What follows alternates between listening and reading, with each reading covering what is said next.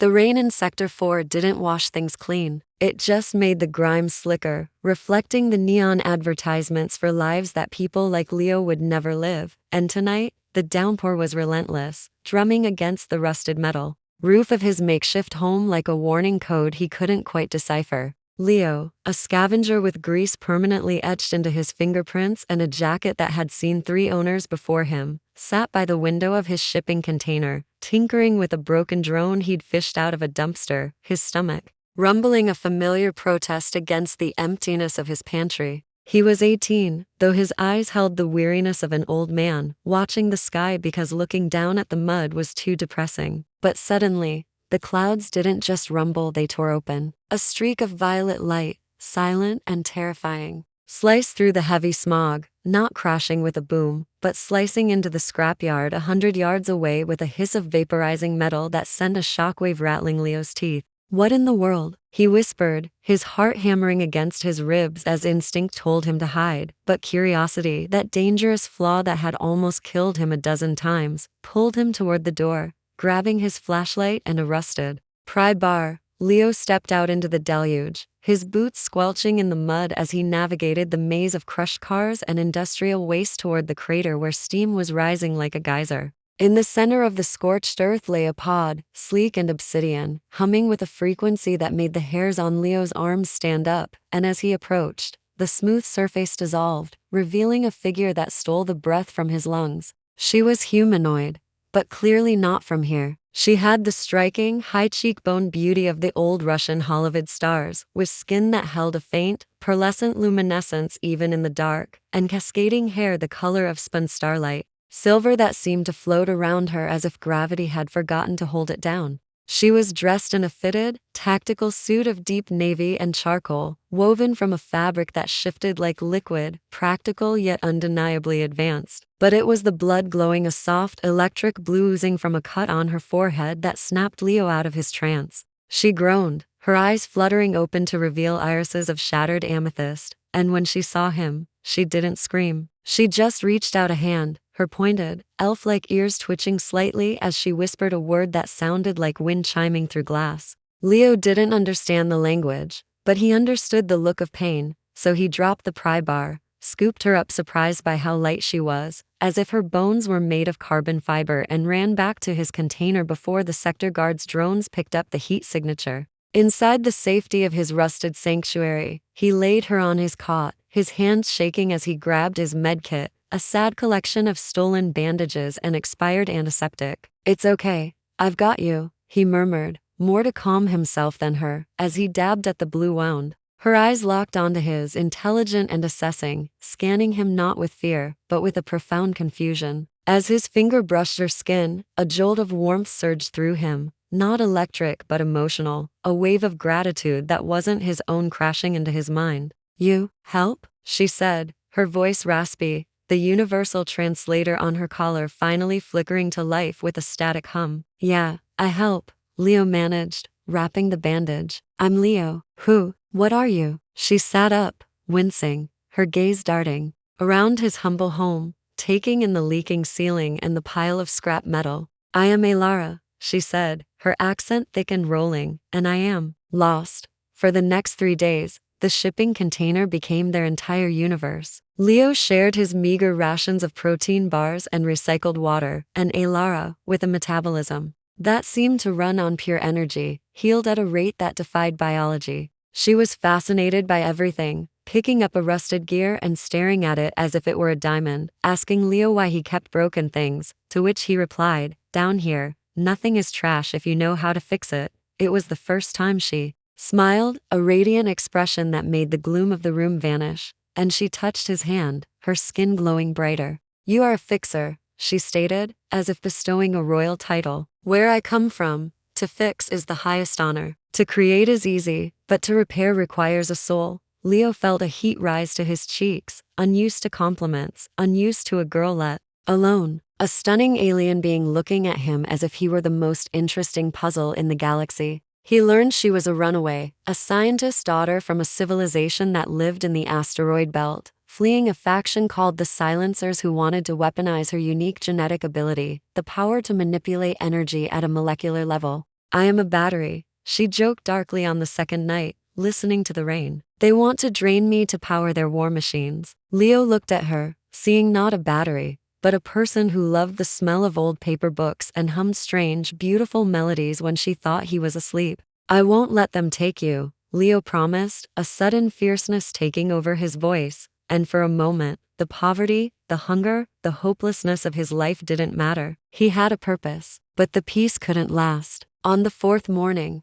the sky turned black with drones. The silencers had found the signal. Leo, Elara shouted, her pointed ears flattening against her head as the sound of heavy thrusters shook the walls. We must move. They burst out of the container just as a plasma blast incinerated it, reducing everything Leo owned to ash in a second. He didn't look back. He grabbed Elara's hand, and they sprinted through the labyrinth of the scrapyard, dodging laser fire that sizzled through the rain. This wasn't just running. It was a dance of survival. Leo knew every shortcut, every loose grate, every hidden tunnel. He led her into the undercity, the sewers, where the air was thick and the darkness absolute. But Elara's skin began to glow, casting a soft, blue light that illuminated their path. They are tracking my biosignature, she whispered, leaning against a damp wall, her chest heaving. I have to leave you, Leo. I will draw them away.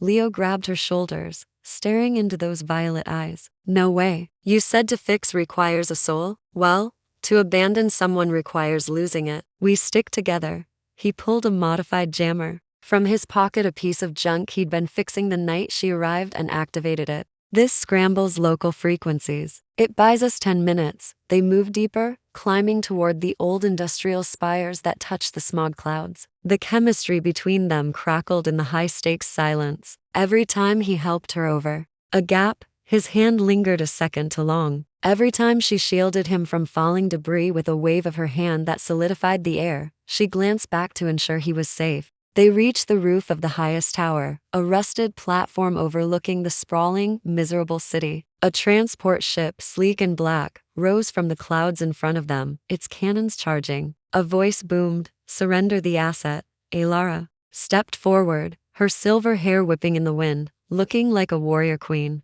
I am not an asset, she screamed, the air around her vibrating. But the ship fired not at her, but at the structure supporting Leo. The metal groaned and sheared away. Leo fell, sliding toward the edge, his fingers scrabbling against wet steel. Leo, Elara screamed, diving, not for cover, but toward him. She caught his wrist just as he went over, her boots magnetically locking to the deck, her small frame straining against his weight and the howling wind. Let me go, Leo yelled, seeing the ship aiming its main cannon at her exposed back. Save yourself, Elara. She looked down at him, tears shimmering in her violet eyes, a mixture of fear and ferocious love. I traveled galaxies to find a treasure, she cried out, her voice cutting through the storm, only to realize the most valuable thing in the universe was sitting in a rusted chair in Sector 4. I am not letting go. Her skin flared with blinding light, not blue this time, but a pure, blinding white. She didn't just pull him up. She channeled her energy through him. Leo felt a surge of power like nothing he had ever imagined. It wasn't pain, it was infinite potential. He vaulted up, glowing with her energy. And together, they didn't just stand there. Elara grabbed a piece of scrap metal Leo was holding, and with a touch, transformed its molecular structure into a high-yield emitter. Throw it, she commanded. Leo hurled the device at the hovering ship. It detonated in a silent pulse of blue distortion. The ship's lights died instantly, and it listed heavily, crashing into the wasteland far below. Silence returned to the rooftop, save for their heavy breathing. Elara collapsed, her glow fading to a dull gray, her skin pale. Leo caught her, cradling her head in his lap. Elara, Elara. She smiled weakly, her hand reaching up to touch his cheek. I used too much, she whispered. My core, it is empty. Panic, cold and sharp, seized Leo's heart. No fixing. I'm the fixer, remember? Tell me how to fix it. She shook her head slowly. It needs a recharge, a source. But this planet is dead. Leo looked at the city lights below, flickering, powered by dirty, dying reactors. Then he looked at the sky, where the storm was breaking. Not dead, he said, realization dawning. Just disconnected, he picked her up, ignoring the exhaustion in his muscles, and carried her to the tower's lightning rod, a massive copper spire. You manipulate energy, he said, his voice trembling. What if I give you the storm? Her eyes widened. It could kill you, Leo, the conduction. Or it could save us both. He wrapped his jacket around her, tied her hand to his with a strip of cloth, and grabbed the rod. Together? He asked. She gripped his hand, her amethyst eyes locking onto his brown ones. Together. Lightning didn't wait. A massive bolt struck the spire, channeling millions of volts through the copper, through Leo, and into Elara. It was agony. It was fire. It was glorious. Leo screamed, feeling his very atoms vibrating. But Elara acted as the capacitor, absorbing the lethal edge, drinking the raw power, and converting it. A shockwave of pure energy exploded outward from them, not destroying, but revitalizing. The rust on the tower flacked away to reveal shining steel. The smog clouds burned off, revealing a starry sky for the first time in a century. And Elara, she was radiant. She floated slightly, lowered gently to the deck, her skin glowing with the golden hue of a star. The storm passed, leaving a silence that felt holy. Leo fell to his knees, smoking, charred, but alive. Elara knelt before him, looking at him, not as a poor boy, but as her savior. You, she whispered, are no longer poor. Leo of Sector 4. She kissed him then, a soft, tentative press of lips that tasted like ozone and stardust, sending a different kind of electricity through his veins. A rescue beacon beeped on her wrist. Her people, the benevolent faction, had found her signal, boosted by the lightning strike. A white ship, elegant and peaceful, descended silently. I must go, she said, the sorrow evident. To lead my people I must return. Leo nodded, swallowing the lump in his throat. I know. She pressed a device into his hand, a small crystalline pyramid. This contains the blueprints for a clean energy reactor. You are a scavenger, Leo. Now, be the builder. Fix this world. She backed away toward the beam of light waiting for her, her eyes never leaving his. Will I see you again? He called out, his voice cracking. She stopped at the threshold of the ship, her silhouette framed by the stars. Look up, Leo. I'm always watching. And with a flash of light, she was gone. Leo stood alone on the roof, the crystal warm in his hand. He looked out at the city, really looked at it. He wasn't just a boy in a shipping container anymore. He was the architect of a new age. He smiled, gripping the alien gift tight. Challenge accepted, he whispered to the stars, ready to start his life forever.